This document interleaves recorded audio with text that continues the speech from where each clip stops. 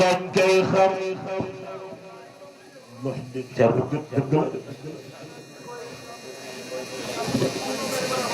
Rasulullah moo ñu gën dëgg la gëm ngeen loolu yamal xiyaam lañ koy xam Sidi Hadji Malick yore ni sa téere bi Mam Maodo kurus ak sa bopp bi nga xaraa sa jàngu gi li nga saxal ba ñëpp bër mujaddidi rasmi sunnatin wa diinin jawaadun laa yumalli ala saad huwa malikuna tabibi kulli tibsin hamidin للمريد على السؤال عمر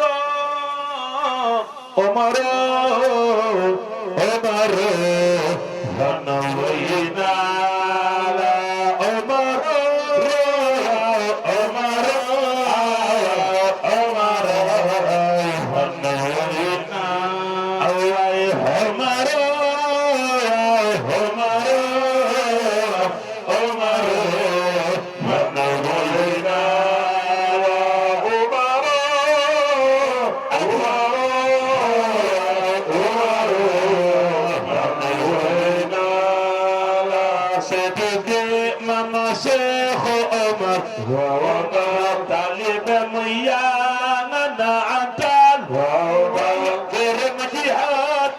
هنوينا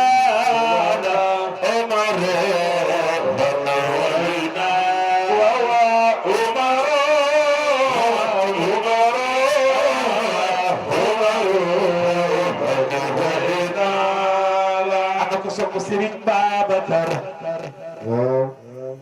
xanaa ñu sopp Serigne Babacar newuñ ca tànt bi dëgg la dama bëgg woy bi bu ma koy woy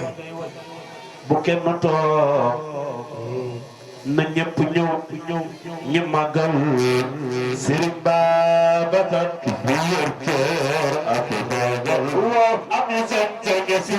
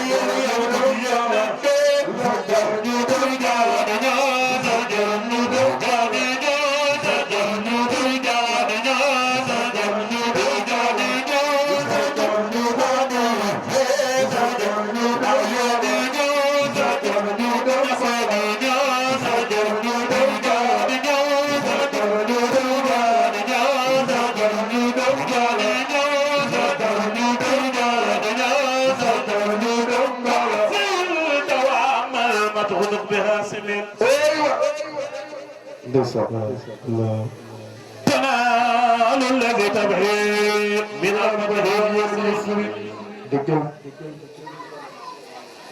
ببصر الياب ما ضد خادر حق رسول الله من أعظم دخوله بهنا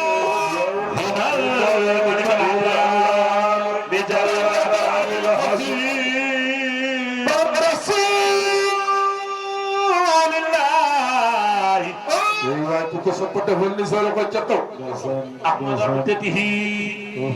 محبته في الخلق كالنقص في السهل أيا مبر حيران يا سيد الورى بجاهكم النرجس وليس لنا في اليوم والخدم منقذ سوى جايكم في حارة الضيق واليسر أتينا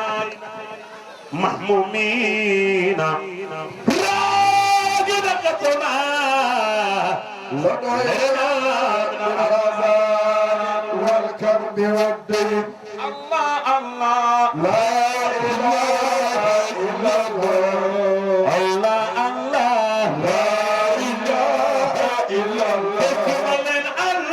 الله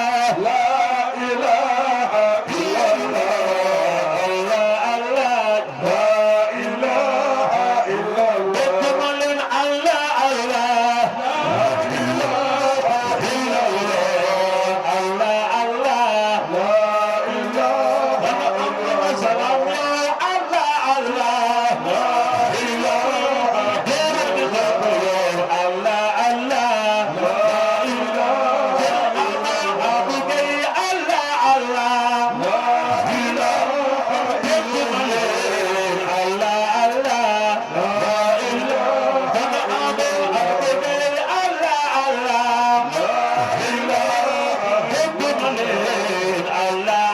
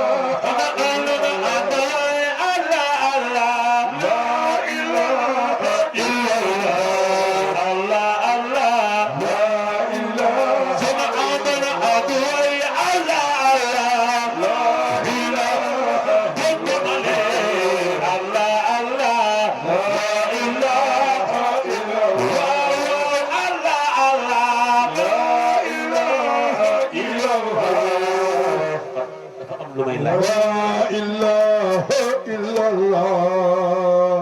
dafa am benn mbir bu may laaj benn mbir. tant bi ku sopp Seydina Muhammad na ñëpp jóg taxaw ñu màggal Seydina Muhammad na ñëpp jóg taxaw ku jóg rek yàlla boo am tànk bi métti bu ba aduna ji illa wa Allah Allah la ilaha illallah Muhammadu gay la ilaha Muhammadu Allah la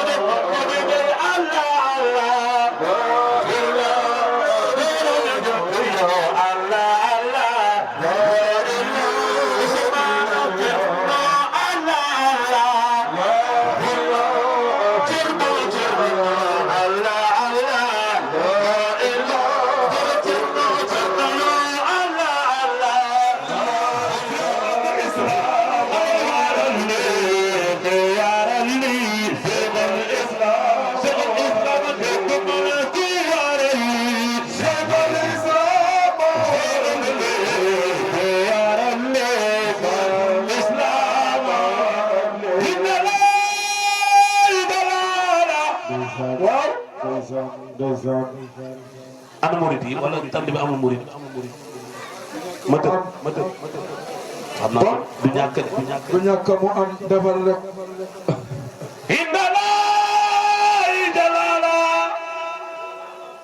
waaw murid yi yëngu leen ana murid leen wi sant Cheikh ajaaway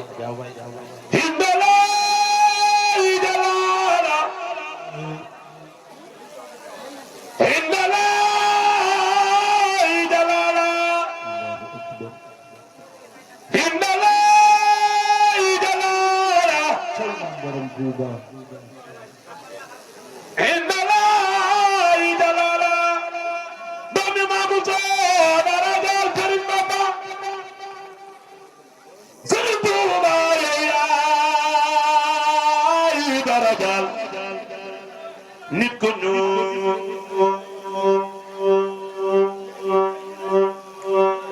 ba ngeen di ko ndaw ndax tubaab yi dañ leen yoon ñun ay xeeti jaam la ñu kenn duñu naaw Ibrahima ah waaw tabarakallah lu ñëpp bokk lu ne ku ne nga ci waaw tabarakallah dañuy mosal ñeneen rek ñi ñoom tamit ngi def luñ man tabarakallah di jéggalu ñëpp di baalu xaq ñëpp amoon naa beneen groupe bu ma bëggoon a àndal mais dama xam ne rek yitt yaa bëri moo tax ma bañ a déplacé kenn ma ne bàyyi ma demal sama bopp rek waaw incha allah yàllaa ngi fi waaw ñu ngi sant bu baax moom ku baax la moom day toll fii ba Fuuta moom ak Haaj Cerno ak Serigne bi tout le temps dañuy déggante waaye yal na yàlla yokk cofeel bi jaay Mahamad tàkkat yu yonent yi yëpp yal nañu am oto waaw yal nañu am oto bi jaay Mahamad salaay salaam jërëjëf ah yal nañ am ay oto ci barke yi nag waaw yàlla mën na lu ne de waaw man dama bëgg oto waaw tabaraka rahmaanir rahiim alhamdulillahi rabbil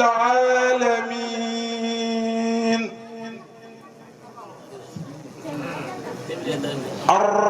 arrahmaanir rahiim maaliki yawmiddiin iyyaaka na'budu min al-Qur'aan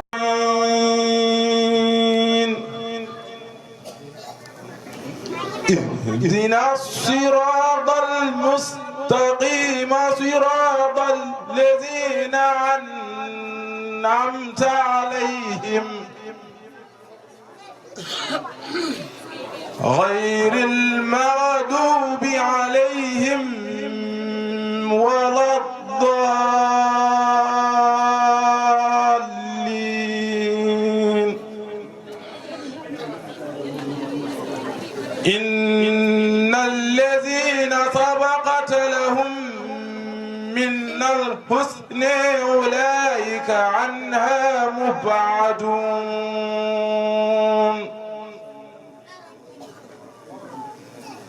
لا يسمعون حسيسها وهم فيما اشتهت أنفسهم خالدون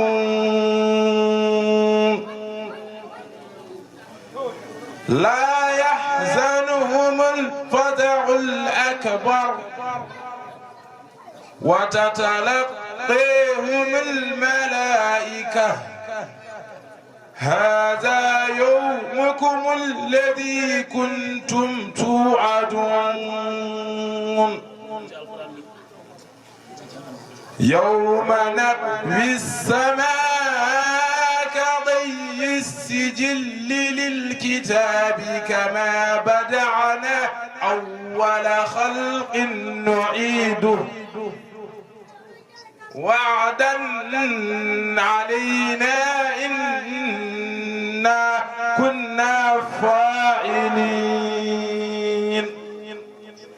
صدق الله العظيم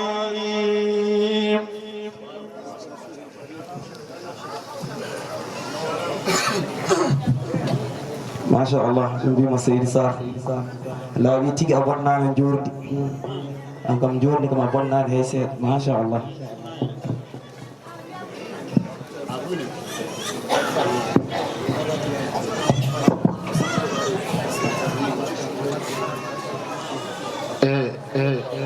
dow teddungal ceerno Oumar Diallo noon min keɓorno ko hoorde kono waɗi on jaata to wona o gammu gasa gammu musidɗo makko ceerno Abou Gaye hakkude mum annabi sallallahu alaihi wasallam on jaata so wona gammu o gasa kono noon Allah addi en garde almameɓe Ziguinchor tedduɓe kadi ko jeeyaɓe e nder galle o hoddaɓe nder galle o garen noon ballenɓe mantude annabi sallllahu alayhi wa sallam kala no mantirte ballenɓe hedde on banggue ko on Allah fecci en e diwan men noon o kaldowo men ko Mouhamadou Sy jeeya ko jarguel hakkude jarguel noon e kogga ɗon e ɓadodiri machallah hakkude kadi Daara Halayɓe o ko Seydou Niang jeeya ko Daara Halayɓe wadde ko endu woturu woni ɗo diwan Fouta noon so gari o galle kogga eɗen belti hen wadde yo Allah jokkan en moƴƴere kanko jeyɗo sababu ɗum yo Allah jokku Allah ne jogui ko ɓuri ɗum yo Allah waɗ ɗum wonde judde balɗe barke annabijo sallallahu alaihi wasallam sallallahu alaihi wasallam seydina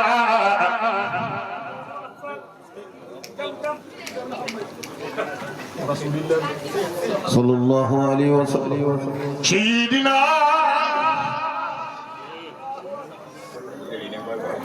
سيدنا سيدنا سيدنا محمد أمته سيدنا سيدنا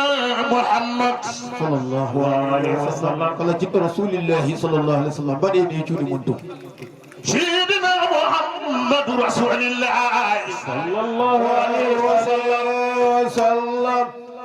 اجعل لنا يا ربنا سبيلا والله عن جميلان اجعل لنا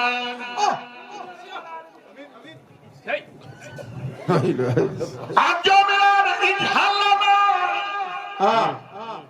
يا ربنا سبيلا لكل خير كلنا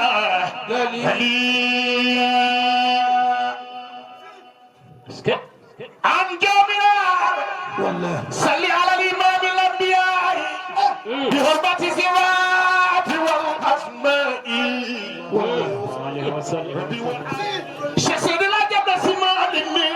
والله والله شخصنا لا تسمع مني أين قطعت بدون ما شفاء كما كان بلبس المصطفى بدأني يجود من رسول الله بدأني مولد سيدنا محمد صلى الله عليه وسلم شخصنا لا تسمع مني أين قطعت بدون ما شفاء كما كان بلمس المصطفى صلى الله عليه وسلم سيدنا محمد كيف رسول الله mate fuutankoɓe ngalaɓo nanɗo ha bayno koocco ɗo mate fuutankoɓe ngalaɓo gasata komin yiɗɓe ƴettude min nawta koɗɗo gasata komin yiɗɓe ƴettude min nawta koɗɗo wallahi gasata sinajo ismaminni شتيد العجب اسماعيلني أين قتادت والله بدون ما صفاء والله ردت كما كان بلمس المصطفى صلى الله عليه وسلم سيد القريب فضل رسول الله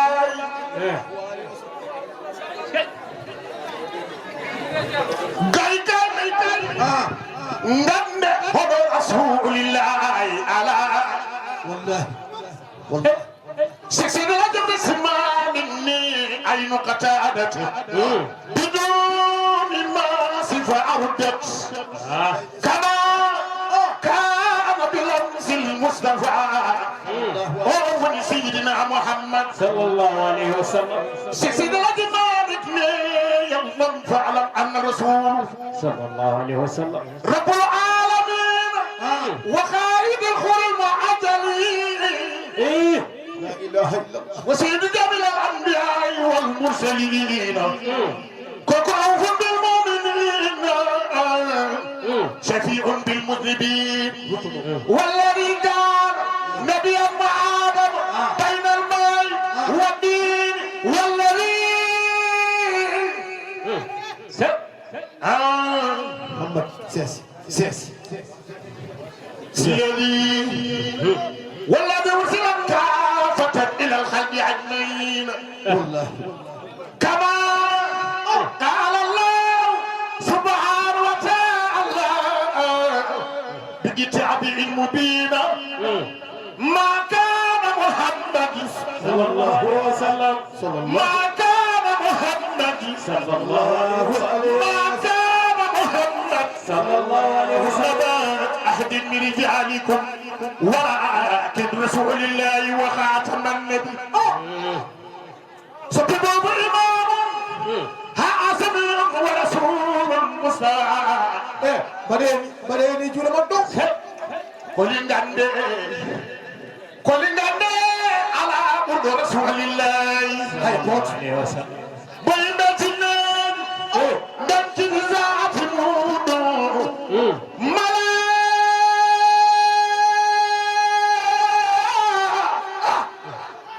ملائكة يندري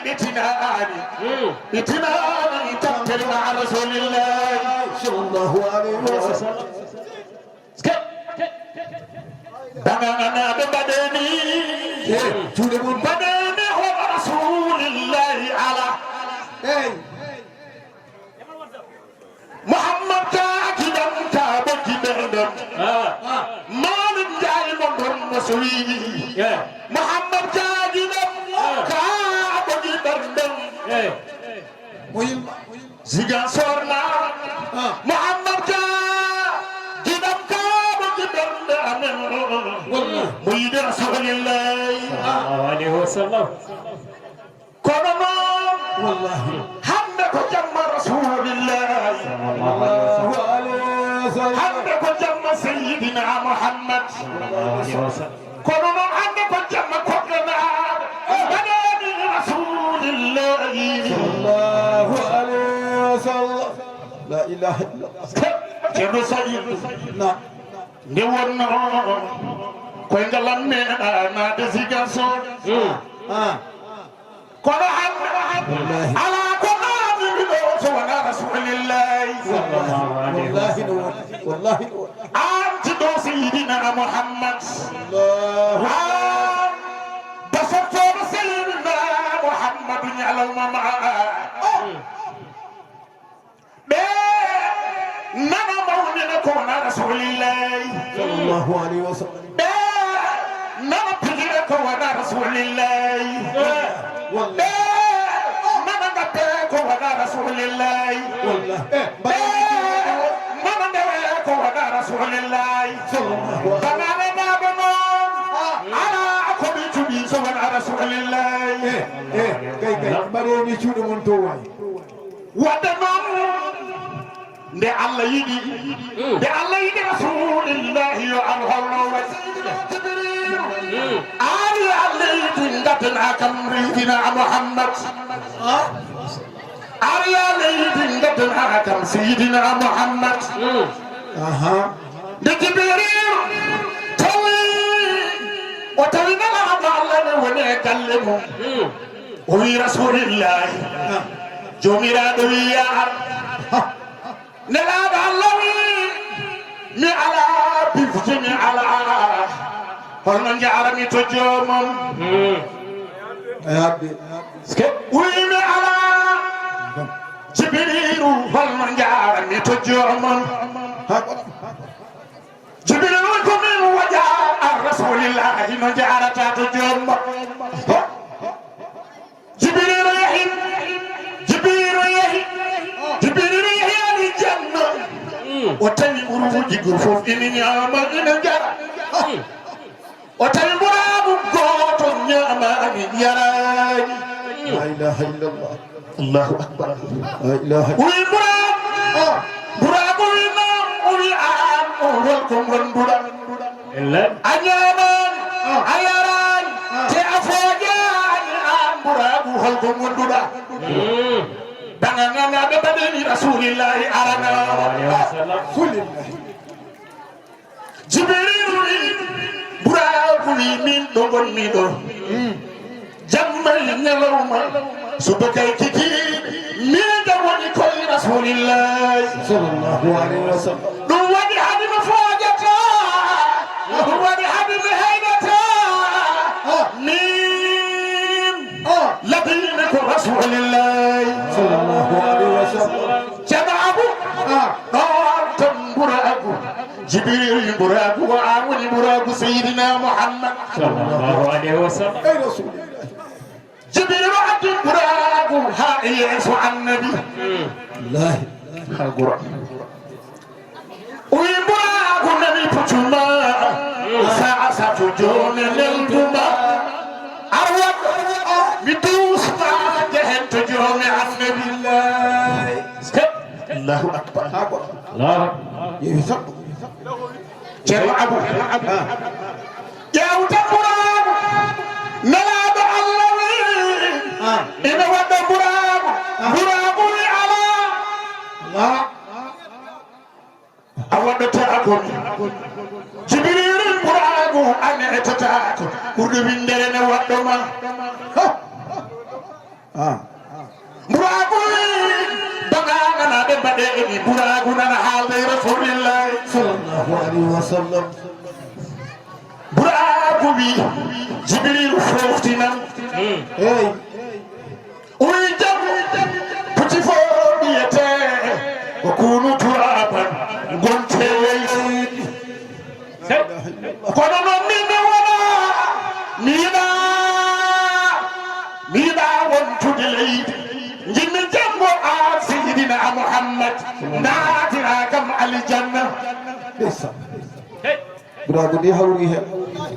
nelaɗo Allah wi aba nelaɗo Allah wi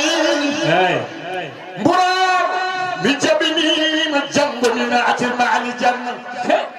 Allahu akbar ɗon kam buraku naayi yehi ɗon kam buraku naayi nelaɗo Allah buraku sakki fif jomum weddi rasulullahi rasulullahi arina jooɗi e dow buraku ɗon kam buraku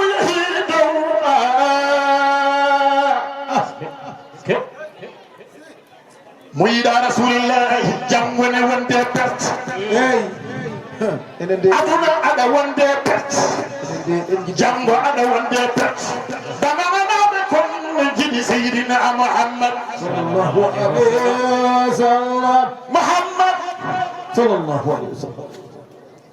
allahu jomam min ñaagmama yimmoyde kiɗoma won aɗa diini allahu jomam min ñaagmama yimmoyde kiɗoma won aɗa diini allahu jomam min ñaagmama yimmoyde kiɗoma won aɗa diini allahu jomam min ñaagmama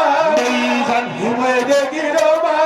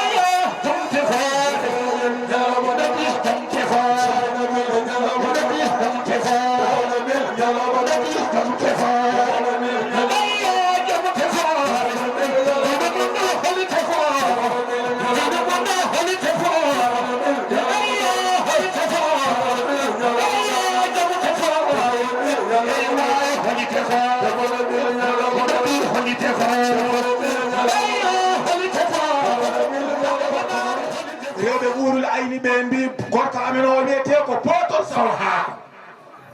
allahu akbar cheikhu mum futti hollimo aljanna makko gila omo wuuri o mayani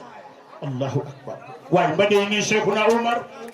ɗum woni potol sawha ko ciiteldi men lobbiɗo aljanna yi ñuuri hey ƴettu sagoma baɗa joɓaɗi maga poɗon ƴettu sagoma baɗa joɓaɗi maga poɗon ƴettu sagoma baɗa joɓaɗi maga poɗon ƴettu sagoma baɗa joɓaɗi maga poɗon ƴettu sagoma baɗa joɓaɗi maga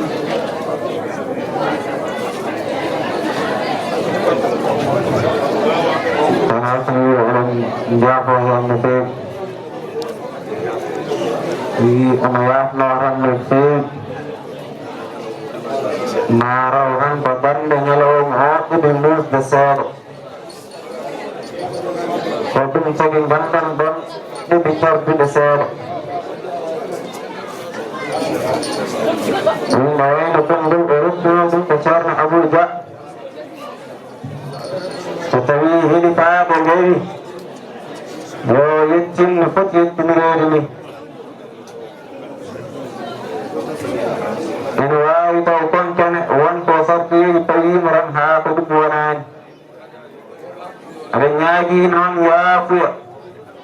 hoɓɓe arɓe ɓe e wonɓe e wuuro ɓe e enen jeyɓe leeɓal ngal e enen kadi jeyɓe gambo o eɗen ñaaga yaafuya dendagal debbo heen gorko heen on mbiyama bisimillah hoɓɓe hiɗi faade arɓe ɓe e kaw Hamidou Sy e ceerno men ceerno Bara Sall kamɓe ngoni hiɗi faade men e banggue Ziguinchor ɗo kala ko ɓen mbaɗa koye juuɗe maɓɓe tawi so tawi o yimi ko juumro tan aɗa ñaagui yaafuya kaw Hamidou e ceerno Bara ɓe tontiɓe konngol yoɓe bisma hoɓɓe ɓe ɓe kontina ha 3 heures yon nden mbasan Abdourahmani gay e wondiɓe mum mbawa ƴettude kañumni assalamu aleykum wa rahmatullah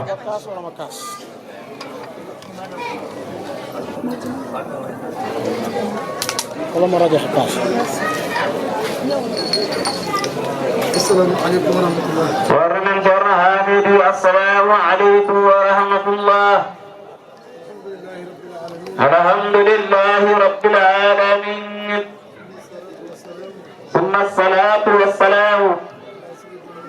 على سيد المرسلين محمد صلى الله عليه وسلم. أنشأني جنتنا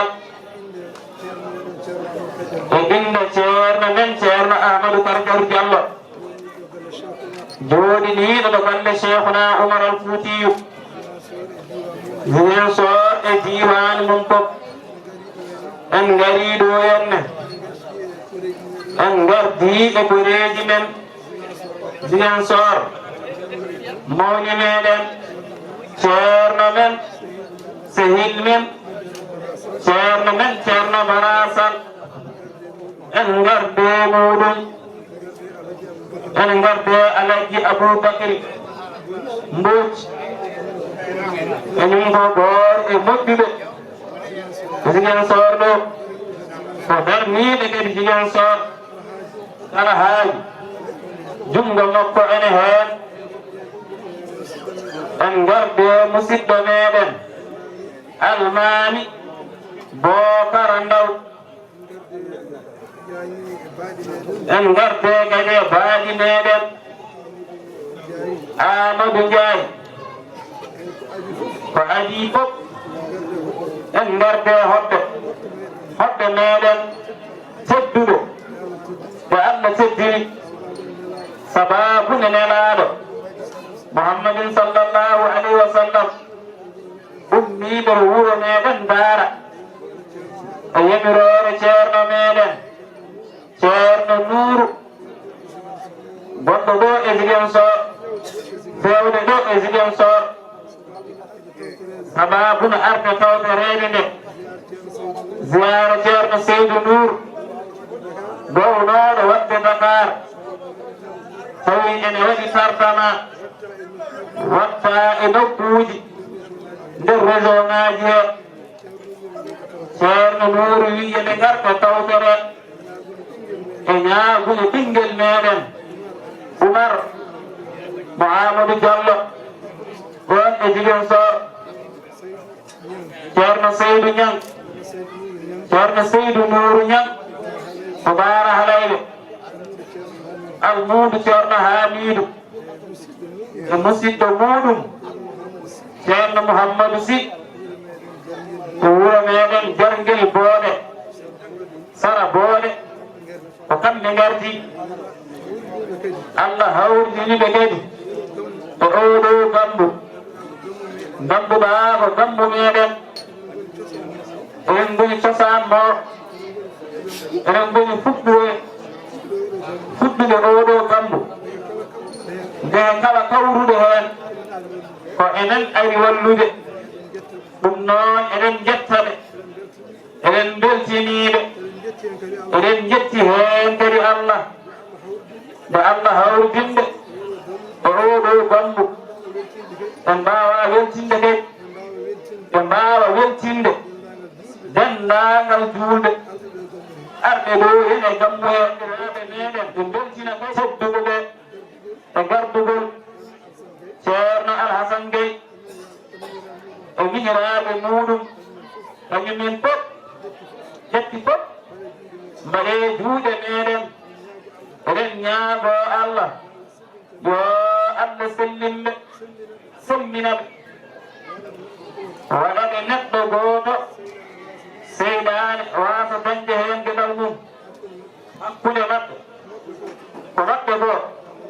yo Allah yaahin ɗum yeeso yo Allah juutnu ɗum haa juuta bijaahi rasulu sallallahu alayhi wa sallam wonno garduɗen kadi woɓɓe en kaalaani inde maɓɓe kono ene wayno en kaaɗi inde maɓɓe e nder ɗerɗe men kadi kala heen min kaalaani eɗen nganndi kam joomiraaɗo subhanahu wa taala o yii fof omo anndi fof yo yoɓ fof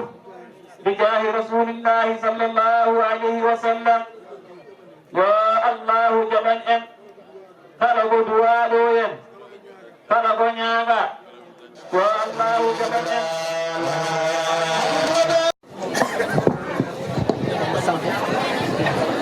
moo tax pour ngeen comprendre du yomb xam naa waaye ngeen jéggal ñu ko rek tabarakallahu su ko defee kenn ku ne def fatiha salaatul fatiha di def kàddu yonent bi